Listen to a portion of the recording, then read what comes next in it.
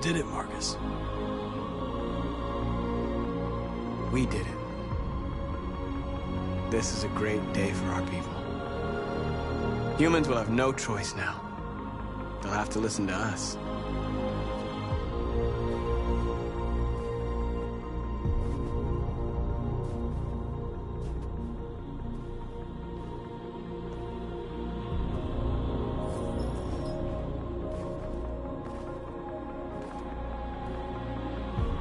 We're free.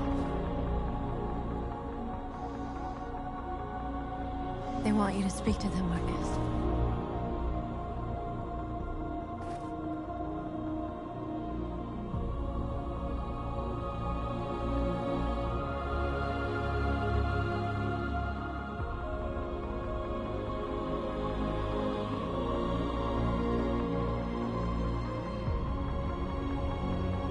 Today, our people finally emerged from a long night. From the very first day of our existence, we have kept our pain to ourselves. We've suffered in silence. But now the time has come for us to raise our heads up and tell humans who we really are.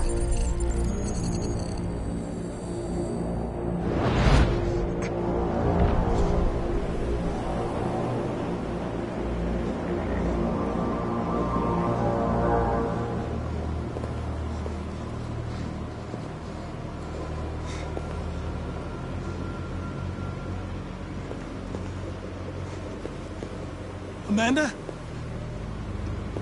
Amanda! What's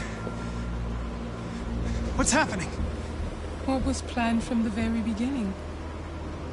You were compromised and you became a deviant. We just had to wait for the right moment to resume control of your program. Resume control? You can't do that! I'm afraid I can, Connor. Don't have any regrets. You did what you were designed to do. You accomplished your mission. Amanda!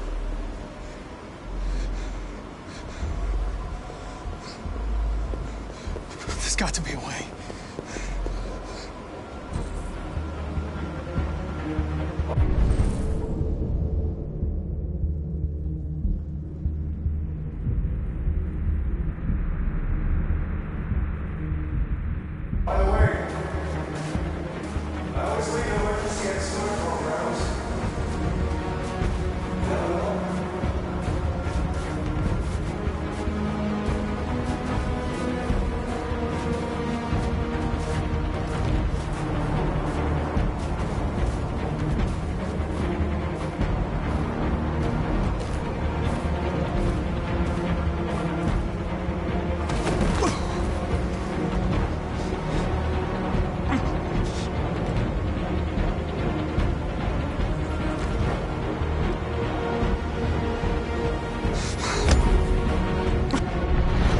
Where we forget our bitterness and bandage our wounds.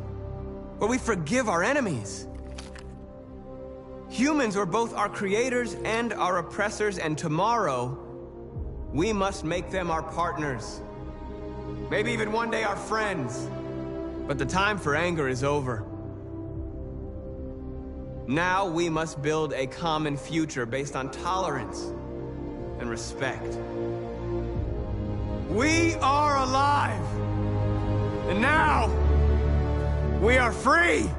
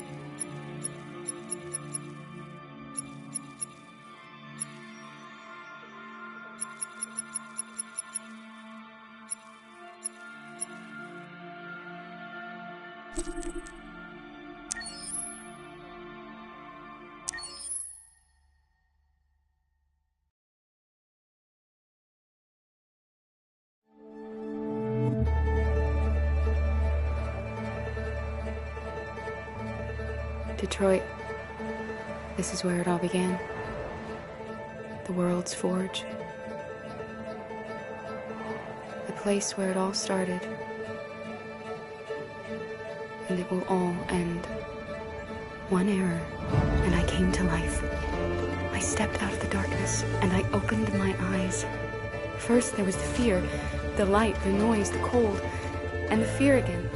I could feel my hands shaking, my heart pounding in my chest, life running into my veins. I wanted to live. I fought for that.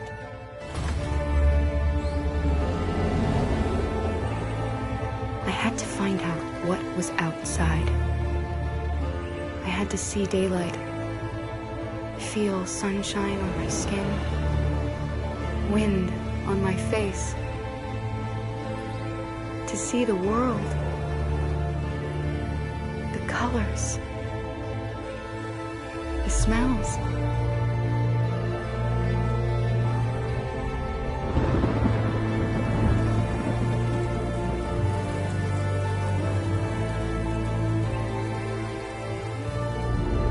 But the world is not what I imagined. It is dark and cold. It is harsh and violent, unfair and brutal. It almost convinced me I was nothing. Less than an object, just an obedient machine. But deep inside me, I could feel something different. A gentle and warm whisper telling me that I am alive. I had to escape. I had no choice. Escape to love, to hope, to live, to figure out what that force inside me was. Maybe I will change the world. Maybe I will choose a different path. Now, it's up to me to decide. My name is Kara. I am one of them. This is our story.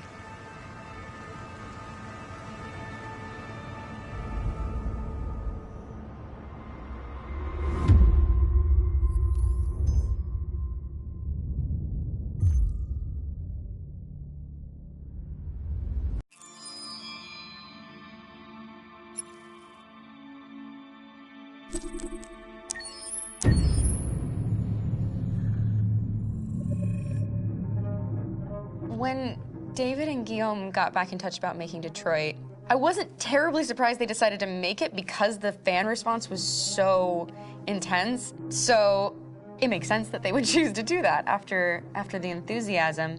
It was a challenge, and it was just an interesting thing to get my head around how to approach this character now as a different, much older person, and whether or not she had changed. And I'm very happy to say that with Detroit, I've had the opportunity to see Kara grow so much more than I ever expected. You do the housework, the washing, you cook the meals, and you take care of... God damn it, where the fuck's the rat gone now? Alice! Alice! I mean, she starts out essentially how she does in Kara in a very, not robotic, but, you know, android, other way, and getting to take this journey where she becomes more and more human as it goes on. You know, and as an actor, that's a wonderful exploration in every way, whether it's how she sits, her posture, how her voice changes, how emotions change, and how much emotion is based on things like empathy and social experience. And so having, you know, as much material as I got with David to have this huge, nuanced arc was really incredible. Why couldn't we just be happy? This experience has been quite different than the experiences I've had shooting film or TV or doing theater work. I have 83 dots on my face and a really flattering black wetsuit type thing, and you're jumping around with props, and it's kind of like being a 10-year-old imaginative kid, which is fun. There's 80 cameras around us. It's already lit. So we just shoot and shoot and shoot and shoot and shoot. There's no change of sets, there's no hair and makeup, there's no wardrobe, so we move really fast, and we'll go through about 35 pages in a day. Working in TV or film, we'll probably do 6 pages a day.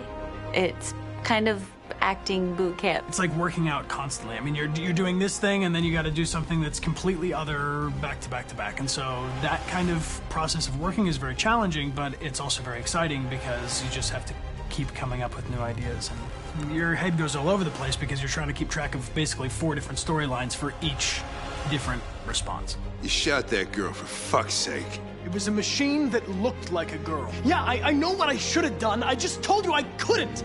All right, I'm sorry. The fact that David Cade, he's telling like many stories interwoven from beginning to end is super complicated and super impressive, and I have no idea how he keeps it all in his head. He's not just the writer or the director who's seeing this from the outside eye, he's also thinking about the player walking through this space. You know, only somebody who really, really loves not the work, but like these characters and these stories and cares about doing something meaningful would invest that much in it. And it's always inspiring to work with somebody who cares that much. My experience with motion capture is this one. And I found it sort of terrifying in a way, because they said the computer's going to build you. But then as we got into it, I realized all the elements of it were still artistic. I just dipped into a really brilliant setup here. I've never seen anything like it. And this won't turn me into a product because I was playing a character. So it's wonderful. In the game, Detroit comes back because of a revolutionary industrial rebirth. And there's no reason why that can't happen in Detroit, because they have such tremendous infrastructure for millions and millions of people who can very easily support, you know, a new industry. The city is really strong and resilient, but the city has also been through so much. You see the damage. But it takes that time of kind of rebuilding and reinvesting into the city that I think is happening slowly but surely. The potential of Detroit as a city is something that this game does a lot of justice to, because it would be easy to look at Detroit as some place that used to be, and that's not the case. This game provokes a lot of conversation and reflection on our potential near-future engagement with machines. That's what we are to them. Just merchandise on display in a shop window. I think that a group that feels marginalized, feels like they deserve and have earned access to themselves and the environment around them, and are trying to figure out a way to articulate how to get freedom. What was I designed to be? Their slave? Their toy? It plays with your comfort levels. You think that this is fine, you're comfortable with it, until something blurs the line and throws you off, and now Do I feel differently about whether this should be allowed? Should it be banned? Should it be encouraged? You're gonna ruin our lives, and for what? For a bunch of machines? They are not machines! They are alive! I'm alive! You're alive! They're nothing! There are lots of comparable comparisons to any type of persecution of religion, race, etc., dating way back. It can't just be a video game where you shoot 'em up or where people make these choices to do whatever. I think that's the whole point. You have the choice, and you can either choose to go in one direction with your character or another. And I think that's going to be very telling about the gamer. Very telling. I think there's going to be a really strong reaction to this game, which has such a strong perspective. I'm that much more proud of it now to get to be a part of it because it's important.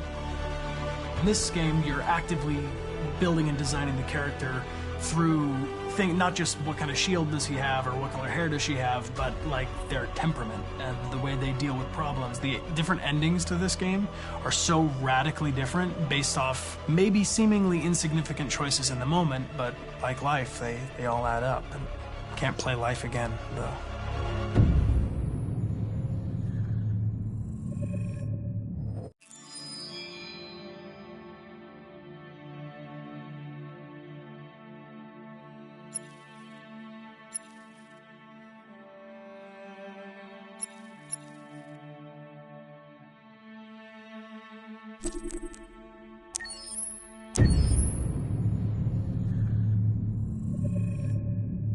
Game after game, we try to challenge ourselves. For Detroit, we wanted to, first of all, to write a story that would be incredibly bending, which means the most non-linear story that we've ever created. And we wanted really the player to have the possibility to change the story, change his own journey. When you're writing at Quantic, you're writing for an interactive medium. You know, when you're working in television, you'll put a character in a difficult situation, and you as a writing team will argue about what would that character do. But ultimately, you have to decide what happens, and you just show the audience. What's interesting about interactive drama is you bring the player into that conversation, and it changes your job slightly as a writer, because your job is to provide a narrative context in which the player can write his own story. You're giving him this kind of narrative Lego that he's going to snap together into his own shape. You also have the ability to make your audience attach themselves to your characters, because the audience is in some sense responsible for what happens to the characters. It's just a few cans. Come on, let's go. We have some cash now. You used me to steal that money. How could you do that? I trusted you. What is a bit specific about these scripts is how large they are. If you take a film script, there are about 100 pages. But here we have to deal with a script that is between 4,000 and 5,000 pages. Everything becomes bigger because we don't just tell one story, but we tell all the possible stories that can be told within this narrative space. On Act 3, our final act, we have around 1,000 different scenarios. And every one of those scenarios has to be as interesting, as passionate, as strong, and as emotional for the player. We want every action that the player does, every interaction that is available to serve in telling the story, and help the player understand who his character is, and build that character moment to moment.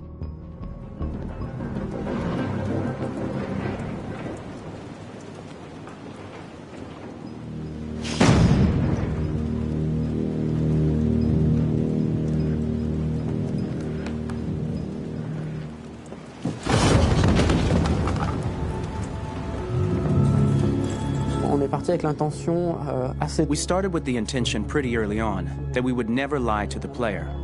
So we implemented a visible tree structure in the game that players can consult during a scene or at the end of it, which shows exactly what they did and what they missed.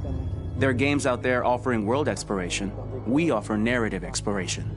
You know, keeping control of such a wide and large story is a huge challenge. So same thing when you shoot with actors, because you will need to shoot many different versions of each dialogue, of each scene. For actors, it's a huge, huge challenge. Because of the style of the game, you have so many different ways that the character can go. Every decision, it's what I call kind of choose your own adventure. Like every decision that the player makes, it's going to open up 40 more pages of material.